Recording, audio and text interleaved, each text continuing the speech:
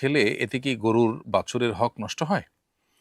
না, এতে বাছুরের হক নষ্ট হবে না। আল্লাহ রাব্বুল আলামিন গরুর ওলানে এই পরিমাণ দুধ দেন যেটা শুধু বাছুর একা খেয়ে শেষ করতে পারে না আসলে। আ আল্লাহ রাব্বুল আলামিন বা তার ওলানে এই পরিমাণ দুধ দেন যেটা আসলে মানুষও খেতে পারে, বাছুরও খেতে পারে। ফলে বাছুরও খুব সুস্থ স্বাভাবিকভাবে বেড়ে ওঠে এবং মানুষও দুধ পান জাত ভেদে কম বা বেশি। অতএব বাছুরের জন্য পর্যাপ্ত দুধ রেখে আপনার যদি সে অতিরিক্ত দুধ মানুষ খায় সেটা পান করালে বাছুরের প্রতি জুলুম হবে না। আর যদি বাছুরের জন্য দুধ না থাকলেও বিকল্প ব্যবস্থা করা হয় বা দুধ কম থাকার কারণে বিকল্প ব্যবস্থা করা হয়, এক কথায় বাছুরের খাবারের পর্যাপ্ত ব্যবস্থা করা হয়েছে। তাহলে সেক্ষেত্রে আ ওলান থেকে দুধ দোহানোর পর মানুষ পান করলে সেটা নাজায়েজ বা গুনাহ হবে না। কিন্তু বাছুরের কষ্ট হয়, তাকে ক্ষুধার্ত রেখে তার জন্য খাবারের কোনো ব্যবস্থা না করে মানুষরা যদি খেয়ে ফেলে সেটা, তাহলে সেটা অবশ্যই জুলুম হবে, অবিচার হবে। এটা তার হক মূলত ১ম, এরপরে হলো মানুষের হক।